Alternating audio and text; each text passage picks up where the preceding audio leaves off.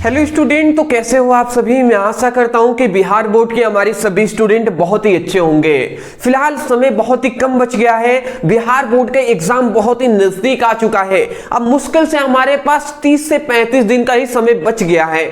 तो अब हमें एक अच्छी रणनीति की तहत तैयारी करनी पड़ेगी, जिसको हम इस चैनल पे करा भी रहे हैं। तो आज के इस वीडियो में आपके पूरे क्लास 12th फिजिक्स के 100 मोस्ट इंपॉर्टेंट ऑब्जेक्टिव क्वेश्चन को कराने वाले हैं। याद रखेंगे, ये सभी गेस हमारे क्वेश्चन है, गेस प्रश्न है, जिसको आपको बिल्कुल तैयार कर लेना है, क्योंकि यहीं से मैं यहां पे लिख दिया हूं कि यहीं से देख लीजिए, यहीं से पेपर में आएंगे। ये छोटी सी लाइन हमने लिखा हुआ है, पर बहुत ही बड़ी बात ये कह रहे हैं हम कि बिहार बोर्ड 2026 का जो एग्जाम है यहीं से आएंगे। और सभी जो कमजोर से कमजोर स्टूडेंट हैं उनसे भी मैं कहूंगा कि इन सभी प्रश्नों को आप याद कर लीजिए, अगर आपको पास होना है तो। ठीक है ना। चलिए जी, तो हम आपको यहां पे इस चैनल पर बेहतर तरीके से स्टडी कराने का प्रयास कर रहे हैं। तो यहां पे पहला हमारा क्वेश्चन आता है कि लौ चुंबकीय पदार्थों के लिए आपेक्षिक चुंबकशीलता का मान होता है। लौ चुंबकीय पदार्थों के लिए आपेक्षिक चुंबकशीलता का जो मान होता है वो क्या होता है, 1 से बहुत ही अधिक होता है। 1 से अधिक नहीं, बहुत ही अधिक होता है। ठीक है ना। वही यहाँ पे म्यू आर ग्रेटर देन क्या लिखा है, 1 लिखा गया है। तो डी ऑप्शन करेक्ट हो जाएगा।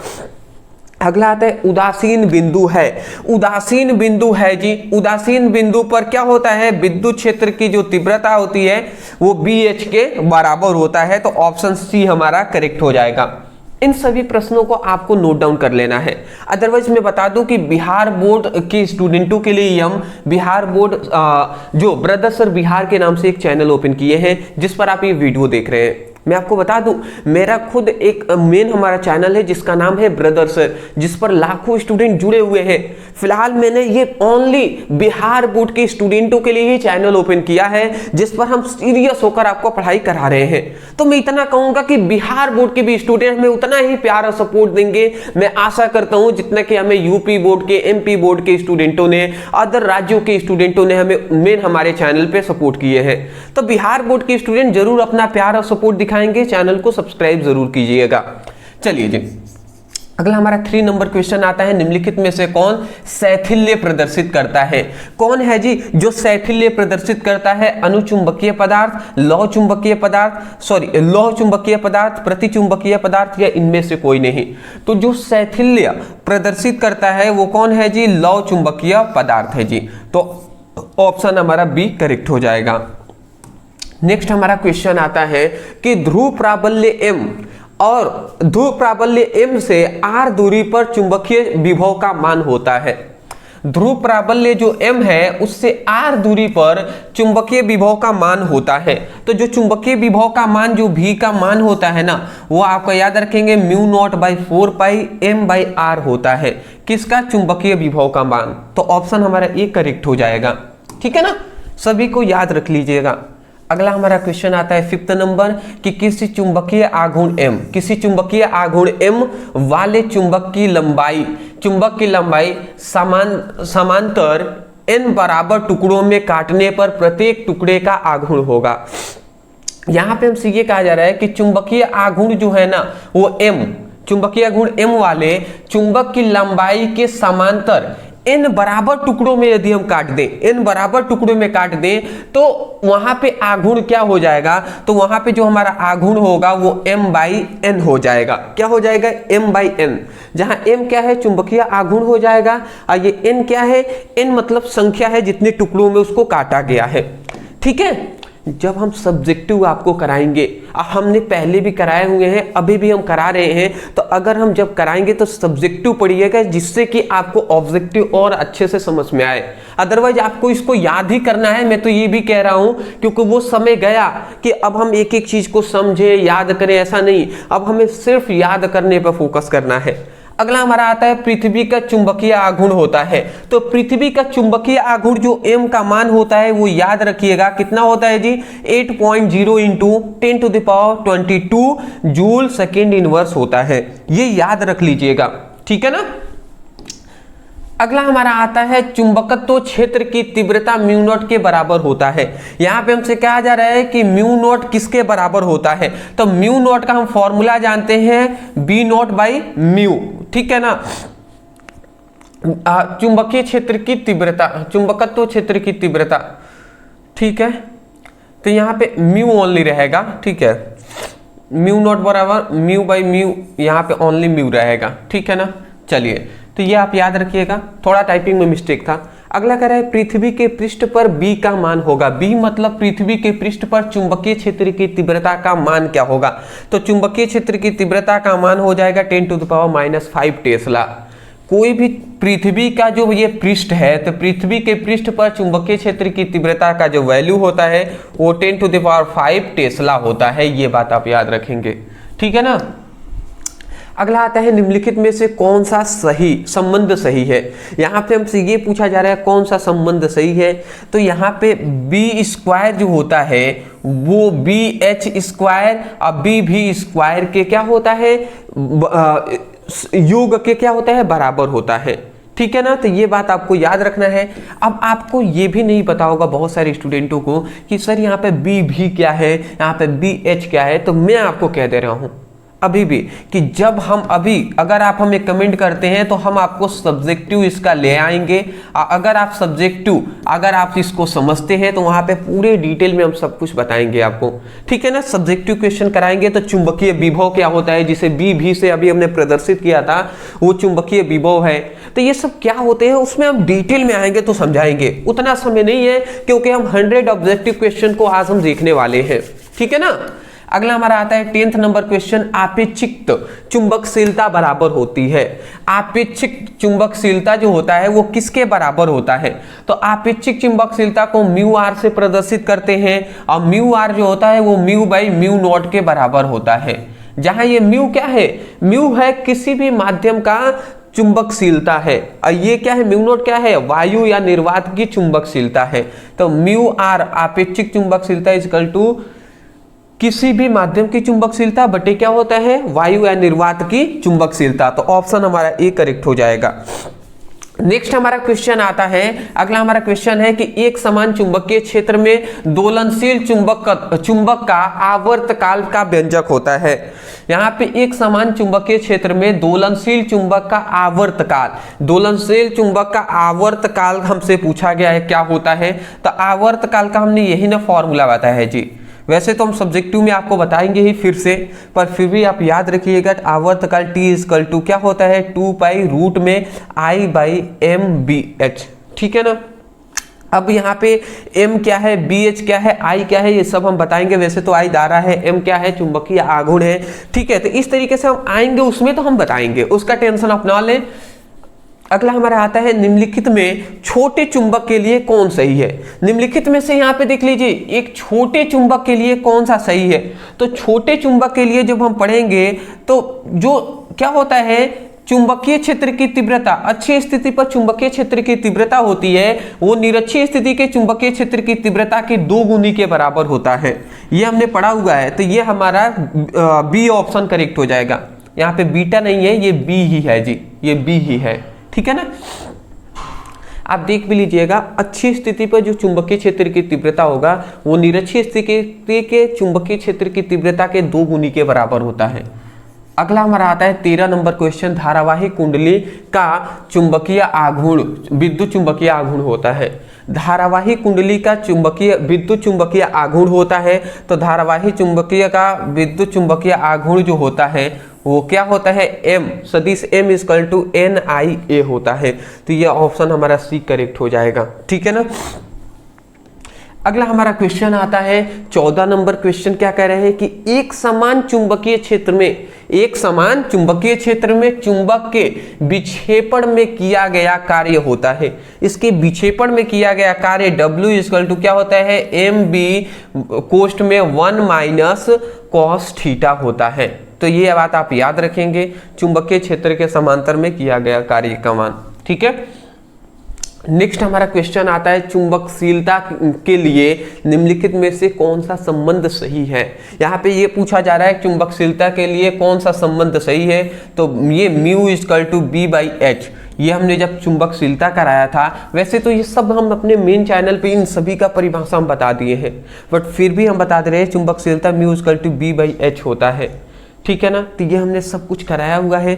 अब जल्द ही अगर आप हमें, ये आपके ऊपर निर्भर करता है कि आप सब्जेक्टिव क्वेश्चन को पढ़ना चाहते भी हैं या नहीं, ये आपके ऊपर है जी।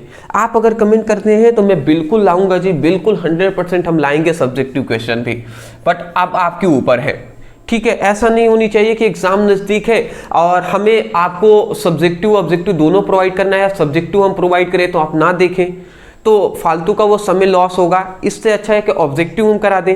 तो आपको सब्जेक्टिव भी चाहिए तो कमेंट आपको करना पड़ेगा, ठीक है ना, ये बातें याद रखेंगे। निम्नलिखित में से कौन टेजेट नियम के लिए सही है? टेजेट नियम के लिए कौन सा सही है जी? तो टेजेट नियम के लिए यहाँ पे B equal to BH tan theta होता है, ये ऑप्शन हमारा ए करेक्ट हो जाएगा। अगला आता है निर्वात में चुंबकीय प्रवृत्ति का मान होता है। निर्वात में चुंबकीय प्रवृत्ति का मान जो होता है वो 0 होता है, ठीक है ना। तो अनंत 1 0, यह ऑप्शन हमारा डी सही हो जाएगा। चुंबकीय प्रवृत्ति का जो मान होता है वो 0 होता है निर्वात में। माध्यम के लिए अलग अलग होगा, निर्वात में जहां कोई भी माध्यम ना हो वहां पे 0 होता है। अगला आता है चुंबकीय द्विध्रुव की शक्ति का एसआई मात्रक है। चुंबकीय द्विध्रुव का शक्ति का एसआई मात्रक क्या होता है? तो एम्पीयर मीटर होता है, ये हमारा ऑप्शन सी करेक्ट हो जाएगा, ठीक है ना, एम्पीयर मीटर। अगला हमारा आता है नमन कोण का मान उत्तरी ध्रुव से विषुवत रेखा की ओर जाने पर, उत्तरी ध्रुव से अगर हम उत्तरी ध्रुव से हम क्या करते हैं, विषुवत रेखा की ओर जाते हैं तो क्या हो जाएगा, वहां पर हमारा क्या हो जाएगा, नमन कोण का मान घटने लगेगा। नमन कोण का जो मान होता है, मतलब नति कोण भी हम कहते हैं इसी को, तो नति कोण का जो मान होता है वो क्या होता है, घटने लगता है, ठीक है, विषुवत रेखा की ओर अगर हम जाते हैं तो। अगला हमारा कह रहा है चुंबक की ज्यामितीय लंबाई Lg तथा चुंबकीय लंबाई Lm में संबंध होता है। इन सभी में संबंध क्या होता है जी? तो इन सभी में संबंध हमारा होता है Lm इक्वल टू क्या होता है, 5/G Lg होता है। तो ये आपको याद करना पड़ेगा कि Lm और Lg में संबंध होता है 5/6, ठीक है ना। अगला आता है लोहा होता है। लोहा एक क्या है, लौह चुंबकीय पदार्थ है जी। तो लोहा एक लौह चुंबकीय पदार्थ होता है, ये तो सभी जानते हैं, तो यह हमारा सी करेक्ट हो जाएगा। अगला 22 आता है चुंबकीय विषुवत रेखा पर नमन कोण का मान होता है। चुंबकीय विषुवत रेखा पर नमन कोण का मान क्या होता है, 0 होता है। विषुवत रेखा की अगर हम जाएंगे तो कहा था ना कि घटने लगता है, घटते घटते जब चुंबकीय विषुवत रेखा पे पहुंच जाएगा तो उस समय पर और घटकर सीधा 0 ही हो गया होगा ना, तो ऑप्शन बी करेक्ट हो जाएगा। अगला आता है टेस्ला इकाई होता है चुंबकीय क्षेत्र की तीव्रता का, चुंबकीय क्षेत्र की तीव्रता का, तो यही हमारा चुंबकीय क्षेत्र का है, ये चुंबकीय क्षेत्र की तीव्रता, इसी का ना होता है टेस्ला। अगला आता है चुंबकीय आघूर्ण बढ़ाने में दोलन करने वाला चुंबक का आवर्तकाल है। यहाँ पे अगर ध्यान से समझे तो चुंबकीय आघूर्ण अगर हम बढ़ाते हैं, चुंबकीय आघूर्ण m का मान अगर हम क्या कर देते हैं, बढ़ाते पर दोलन करते हुए चुंबक का आवर्तकाल होगा, तो चुंबक का आवर्तकाल क्या होगा, घटने लगेगा, ठीक है ना, घटने लगेगा जी, ये आप याद रखेंगे। आवर्तकाल मतलब t घटने लगेगा। अगला कह रहे हैं पृथ्वी के चुंबकीय क्षेत्र BH, पृथ्वी के चुंबकीय क्षेत्र इसी को BH है में यदि किसी पृथ्वी चुंबकीय सुई को दोलन की आवृत्ति n हो तो उस समय पे क्या होगा, n स्क्वायर जो होता है वो BH के समानुपाती होता है, ऑप्शन बी करेक्ट हो जाएगा। अगला हमारा आता है पृथ्वी के चुंबकीय द्विध्रुव, पृथ्वी के चुंबकीय ध्रुव पर नमन कोण का मान होता है। पृथ्वी के चुंबकीय ध्रुव पर नमन कोण का मान जो होता है वो 90 डिग्री होता है, ये आप याद रखेंगे। अगला आता है अनुचुंबकीय पदार्थ की प्रवृत्ति होती है। अनुचुंबकीय पदार्थ की प्रवृत्ति जो होती है वो स्थिर होता है। अगला कह रहा है चुंबकीय क्षेत्र बी में अव्यवस्थित, चुंबकीय क्षेत्र बी में अव्यवस्थित चुंबकीय आघूर्ण वाले धारा पार्श्व द्वारा अनुभूत बल आघूर्ण का मान होता है। अनुभूत बल आघूर्ण का जो मान होता है tau equal to m into B होता है। यहाँ पे चुंबकीय आघूर्ण है m क्या है, सॉरी ये पे टाउ क्या है, आवर्तकाल, सॉरी, यहाँ पे चुंबकीय क्या है, ये सॉरी, ये बल आघूर्ण है, चुंबकीय बल आघूर्ण है टाउ। यहाँ पे m क्या है, विद्युत द्विध्रुव आघूर्ण है, सॉरी चुंबकीय द्विध्रुव आघूर्ण है। यहाँ पे b चुंबकीय क्षेत्र की तीव्रता है। तो यह हमारा option B sorry A correct हो जाएगा। निकिल है, निकिल क्या है जी, निकिल होता है, लोहा होता है, ये सभी क्या होते हैं, लौह चुंबकीय पदार्थ ही होते हैं, ये सभी लौह चुंबकीय पदार्थ है, ठीक है ना। तो ये सभी आपको याद करना पड़ेगा। अगला कह रहा है 30 नंबर क्वेश्चन कि m चुंबकीय आघूर्ण वाले छड़ चुंबक को दो समान टुकड़ों में तोड़ा जाए तो प्रत्येक नए टुकड़े का चुंबकीय आघूर्ण होगा। प्रत्येक नए टुकड़े का चुंबकीय आघूर्ण क्या होगा, तो m/2 हो जाएगा, ठीक है ना, मतलब चुंबकीय आघूर्ण का आधा हो जाएगा, ठीक है। अगला हमारा क्वेश्चन आता है 31 नंबर हमारा क्वेश्चन कह रहा है कि चुंबकीय द्विध्रुव आघूर्ण एक सदिश राशि है। चुंबकीय द्विध्रुव आघूर्ण एक सदिश राशि है जो निर्दिष्ट होता है, जो निर्दिष्ट होता है किसके, दक्षिणी से उत्तरी ध्रुव की ओर, दक्षिणी से क्या है, उत्तरी ध्रुव की ओर निर्दिष्ट होता है, ठीक है, ऑप्शन ए करेक्ट हो जाएगा। अगला आता है एक तार जिसकी चुंबकीय द्विध्रुव आघूर्ण, एक तार जिसकी चुंबकीय द्विध्रुव आघूर्ण जो m है तथा लंबाई l है, वो त्रिज्या r से अर्धवृत्ताकार के आकार में मोड़ा जाता है तो नई चुंबकीय आघूर्ण क्या होगा। यहाँ पे हमसे ये कह रहा है कि यदि चुंबकीय द्विध्रुव आघूर्ण जो m है और जो लंबाई l है, L को, इन दोनों को क्या किया जाए, R त्रिज्या के अर्धवृत्ताकार में अगर हम इसको मोड़ते हैं तो नई आघूर्ण क्या हो जाएगा, तो नई आघूर्ण जो हो जाएगा वो 2m/π हो जाएगा, जहां m क्या है, m है चुंबकीय द्विध्रुव आघूर्ण, ठीक है ना। अगला हमारा आता है ध्रुव प्राबल्य का एसआई मात्रक होता है। ध्रुव प्राबल्य का एसआई मात्रक एम्पीयर मीटर होता है। क्या होता है जी, एम्पीयर मीटर।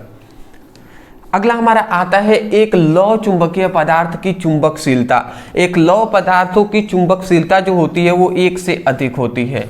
वो क्या होती है जी, 1 से अधिक होती है। अगला हमारा आता है चुंबकशीलता की बीमा है। चुंबकशीलता की बीमा आप याद रखेंगे क्या होता है, MLT2A- या I-2 होता है, तो ऑप्शन बी करेक्ट हो जाएगा। अगला हमारा आता है ध्रुव प्राबल्य का एसआई मात्रक है। ध्रुव प्राबल्य का एसआई मात्रक क्या होता है, एम्पीयर मीटर होता है। अगला आता है प्रतिचुंबकीय पदार्थ की चुंबकशीलता। प्रतिचुंबकीय पदार्थों की चुंबकशीलता बहुत ही कम होती है। क्या होता है जी, बहुत कम होता है। अगला आता है निम्नलिखित में से कितने चुंबकशीलता अधिक होंगे। निम्नलिखित में से किनकी चुंबकशीलता सबसे अधिक होती है, तो याद रखेंगे जो चुंबकशीलता की अगर बात करें तो लौह चुंबकीय पदार्थों की चुंबकशीलता सबसे अधिक होती है। अगला आता है चुंबकीय प्रेरण का एसआई मात्रक है। चुंबकीय प्रेरण का एसआई मात्रक याद रखेंगे टेस्ला होता है। क्या होता है जी, टेस्ला होता है। अगला आता है किसी चुंबक का चुंबकीय आघूर्ण है। किसी चुंबक का चुंबकीय आघूर्ण क्या होता है, एक अदिश राशि होता है। चुंबकीय आघूर्ण मतलब m की बात हो रहा है कि ये एक अदिश राशि होता है। अगला आता है एक परिनालिका का स्वप्रेरकत्व निर्भर करता है। एक परिनालिका का स्वप्रेरकत्व निर्भर करता है, किस पर निर्भर करता है, तो B और C दोनों पर निर्भर करता है। मतलब B मतलब प्रति एकांक लंबाई में फेरों की संख्या, दूसरी परिनालिकाओं की लंबाइयों पर, B और C दोनों पर निर्भर करता है, तो ऑप्शन डी करेक्ट हो जाएगा। अगला आता है निम्न में से कौन सा नियम ऊर्जा संरक्षण के सिद्धांत पर आधारित है। इसमें से कौन सा नियम है जो ऊर्जा संरक्षण के नियम पर आधारित है, तो लेंज का जो नियम होता है ये ऊर्जा संरक्षण के नियमों के अनुकूल होता है। अनुकूल मतलब उनके नियमों का पालन करता है, इसका मतलब उसी पर आधारित होता है, तो ये ऑप्शन सी करेक्ट हो जाएगा। देखिए कुछ इसमें है नहीं, सबको आपको याद ही करना होगा। समझाने वाला ये टॉपिक नहीं है कि मैं आपको समझाकर याद कराऊं। सभी को मैं कहूंगा, सभी स्टूडेंट इस सभी को नोट डाउन करते हुए, याद करते हुए चलिएगा। हाँ, आपके लिए मैं बता दूं कि अगर आप चाहते हैं कि पूरी हमें फिजिक्स की पूरी हमें फिजिक्स की और पूरी हमें केमिस्ट्री का जो VBI ऑब्जेक्टिव क्वेश्चन है उसकी PDF हमें मिल जाए, तो मैं बता दूं कि अगर फिजिक्स के कितने टोटल चैप्टर हैं, तो फिजिक्स के टोटल 15 चैप्टर हैं, केमिस्ट्री के 16 चैप्टर, टोटल हो जा रहे 31 चैप्टर। तो इन 31 चैप्टरों का चैप्टर वाइज जो VBI ऑब्जेक्टिव क्वेश्चन है, अगर इसका PDF आपको चाहिए तो ओनली मात्र आपको 99 रुपए में आपको इसकी ऑब्जेक्टिव क्वेश्चन का PDF मिल जाएगा। चैप्टर वाइज प्रत्येक चैप्टर में कितने इंपॉर्टेंट ऑब्जेक्टिव है, इस तरीके से चैप्टर वाइज चैप्टर PDF मिल जाएंगे ओनली 99 में जी, मतलब मोस्टली 50 रुपए भी नहीं पड़ रहे हैं। ये हम इतना इसलिए प्राइस रखे हुए हैं कि मतलब कमजोर से कमजोर और गरीब से गरीब स्टूडेंट भी 99 देकर ले सकते हैं और ऑब्जेक्टिव क्वेश्चन में एक महारत हासिल कर सकते हैं और ऑब्जेक्टिव 50 जो आता है क्वेश्चन उसको 50 में 50 वो सही करके आए। तो अब ये आपके ऊपर है, अगर आप लेना चाहते हैं नीचे एक व्हाट्सएप नंबर दिखाई दे रहा है, इस नंबर पे मैसेज कर लीजिएगा, वहां पे कहिएगा sir class 12th Bihar board का फिजिक्स केमिस्ट्री का इंपॉर्टेंट ऑब्जेक्टिव का PDF चाहिए। इस तरीके से बताइएगा कि हम बिहार बोर्ड से हैं, फिजिक्स केमिस्ट्री का ऑब्जेक्टिव का PDF चाहिए, ठीक है ना। वहां पे अगर एक्स्ट्रा अगर कहा जाए कि 150-200 रुपये भी बताया जाए तो आप बता दीजिएगा सर ओनली ऑब्जेक्टिव का चाहिए और सर ने बताया है 99 रुपये में, ठीक है, ये बता दीजिएगा, वहां पे आपको मिल जाएगा फिजिक्स केमिस्ट्री दोनों के ऑब्जेक्टिव क्वेश्चन का। अगला हमारा आता है 45 नंबर, हमारा यहाँ पे क्वेश्चन आता है 45 नंबर कि एक बंद चालक के निकट एक चुंबक स्थित है। एक बंद चालक है, उसके निकट एक चुंबक स्थित है, तो चालक में धारा उत्पन्न किया जा सकता है यदि क्या होगा, केवल चुंबक गतिशील होगा, तो केवल चुंबक गतिशील होगा तो धारा उत्पन्न हो जाएगा ना जी। केवल चालक गतिशील होगा तो नहीं, चुंबक और चालक दोनों गतिशील होंगे तो नहीं, उनके बीच आपेक्षिक गति होना चाहिए। चुंबक और चालकों के बीच आपेक्षिक गतिशील होना चाहिए, आपेक्षीय गति होना चाहिए, तभी तो होता है, तभी जाकर धारा प्रवाहित होती है। ये हर जगह हमने बताया है। जब फैराडे का वैद्युत अपघटन का नियम पढ़ेंगे तो हम बताते हैं कि ये क्या है, ये कुंडली है या यूं कह दे तो एक चालक है और ये एक चुंबक है जिसका ध्रुव N और S है। इन दोनों के बीच क्या होता है, आपेक्षीय गति। कौन सी गति होती है, आपेक्षिक गति होता है, जिसके कारण यहाँ पे चुंबकीय फ्लक्सों की संख्या में परिवर्तन होता है, जिसके कारण इस चालक में क्या होता है, एक धारा उत्पन्न होती है। तो वही तो बात कहा गया कि एक बंद चालक, ये बंद चालक के निकट एक चुंबक स्थित है, एक चुंबक स्थित है, तो चालक में धारा उत्पन्न किया जा सकता है। चालक में धारा उत्पन्न किया जा सकता है कब, जब चुंबक और कुंडली दोनों के बीच आपेक्षिक गति होता है, तब आपेक्षिक गति होगा, तभी जाकर कुंडली में क्या होगा, चुंबकीय फ्लक्सों की संख्या में परिवर्तन होगा, जिसके कारण कुंडली या चालक में धारा प्रवाहित होता है। अगला आता है 46 नंबर क्वेश्चन। यदि ds मतलब अल्पांश क्षेत्रफल की बात कर रहा है, यदि ds क्षेत्रफल सदिश पर चुंबकीय क्षेत्र V लंबवत हो, तब ds क्षेत्रफल पर चुंबकीय फ्लक्स होगा, तो चुंबकीय फ्लक्स उस समय पर क्या हो जाएगा, 0 हो जाएगा, ठीक है ना। ये बात आप याद रखेंगे। क्यों 0 हो जाएगा, क्योंकि यहाँ पे लंबवत 90 डिग्री का यहाँ पे कोण बनेगा, और जब 90 डिग्री का कोण बनेगा तो यहाँ पे चुंबकीय फ्लक्स का मान 0 हो जाएगा। अगला आता है परिनालिका में चुंबकीय ऊर्जा घनत्व का सूत्र होता है। परिनालिका में चुंबकीय ऊर्जा घनत्व का सूत्र होता है B²/2 μ0 होता है। अगला हमारा आता है चुंबकीय फ्लक्स का SI मात्रक होता है। तो चुंबकीय फ्लक्स का तो SI मात्रक वेबर होता है, ये तो हमने बहुत बार डिस्कस कर लिया है। अगला आता है 1 हेनरी बराबर होता है। तो 1 हेनरी बराबर 10 टू द पावर 5 क्या होता है, मिली हेनरी होता है, ठीक है ना। तो ये आप याद रखेंगे। 10 टू द पावर 5 कहे हैं क्या, हम मिस्टेक से बोल दिया, 10 to the power 3 millihenry, ठीक है ना। 1 हेनरी बराबर 10 to the power 5 millihenry होता है। अगला आता है डायनेमो का कार्य का सिद्धांत आधारित है। डायनेमो विद्युत चुंबकीय प्रेरण के सिद्धांत पर कार्य करता है, ये ऑप्शन करेक्ट हो जाएगा। विद्युत चुंबकीय प्रेरण का मतलब क्या, वही जो अभी हमने बताया ना कि एक चुंबक है, एक चालक के बीच आपेक्षिक गति होता है, तो चुंबकीय फ्लक्सों की संख्या में परिवर्तन होता है, वही बात है। स्वप्रेरकत्व का SI मात्रक हेनरी होता है, ये बात आप जानते ही हैं। और अन्योन प्रेरकत्व का SI मात्रक क्या होता है, ये आप कमेंट में हमें बता दीजिएगा। अगला आता है लेंज का नियम संबद्ध है। लेंज का नियम ऊर्जा संरक्षण के नियमों के क्या है, अनुकूल होता है, संबद्ध होता है। अगला आता है विद्युत चुंबकीय प्रेरण की घटना की खोज हुआ था। विद्युत चुंबकीय प्रेरण की खोज किसने किया था, फैराडे ने किया था। इसीलिए फैराडे का एक नियम भी है, फैराडे का वैद्युत चुंबकीय प्रेरण संबंधित नियम, और इसके 2 नियम होते हैं, वो सब हमने डिस्कस कर लिया है। अगला आता है अन्योन प्रेरकत्व का मात्रक होता है हेनरी होता है। इसलिए हमने आपसे पूछा था कि शायद आपको पता होगा तो दोनों क्लियर हो जाएंगे। क्यों, क्योंकि अन्योन प्रेरकत्व का है या स्व प्रेरकत्व है, दोनों का मात्रक हेनरी ही होता है। अगला आता है प्रेरण कुंडली का व्यवहार किया जाता है। प्रेरण कुंडली का व्यवहार किया जाता है किसमें, तो विसर्जन नली में को चलाने के लिए इसका व्यवहार किया जाता है, ऑप्शन डी। अगला आता है किसी परिनालिका का स्वप्रेरकत्व होता है। किसी परिनालिका का स्वप्रेरकत्व होता है तो क्या होता है जी, mu naught into N square A by A होता है। तो ये बात आप याद रखेंगे, परिनालिका का स्वप्रेरकत्व का मान। अगला आता है एक बंद चालक के निकट एक चुंबक स्थित है। एक बंद चालक है जिसके निकट एक चुंबक स्थित है, तो चालक में धारा उत्पन्न की जा सकती है। चालक में धारा तभी उत्पन्न की जा सकेगी जब चालक और चुंबक के बीच आपेक्षिक गति हो। तो इसमें केवल चुंबक गतिशील है ना, केवल चालक गतिशील हो नहीं, चालक और चुंबक दोनों गतिशील हो ये भी नहीं, आपेक्षिक गति हो। तो ये अभी तो हमने देखा भी ना कि चुंबक और चालक दोनों के बीच आपेक्षिक गति हो तभी जाकर धारा उत्पन्न होगी, तभी जाकर चालक में क्या होगा, धारा मतलब आई उत्पन्न होगा। अगला आता है चुंबकीय क्षेत्र B का ऊर्जा घनत्व होता है। चुंबकीय क्षेत्र B का ऊर्जा घनत्व होता है B/2 म्यू नॉट होता है। अगला आता है चुंबकीय विद्युत चुंबकीय प्रेरण से संबंधित नियम किस वैज्ञानिक ने दिया था। विद्युत चुंबकीय प्रेरण संबंधित फैराडे ने दिया था, ये बात जानते हैं। अभी हमने बताया ना फैराडे का विद्युत चुंबकीय प्रेरण संबंधित नियम भी होता है। अगला आता है चुंबकीय फ्लक्स का मात्रक होता है वेबर। ये अभी हमने डिस्कस भी कर लिया है, चुंबकीय फ्लक्स का SI मात्रक वेबर होता है। लेंज का नियम किस सिद्धांत पर आधारित है, तो लेंज का नियम ऊर्जा संरक्षण के सिद्धांत पर आधारित है, ऑप्शन बी करेक्ट हो जाएगा।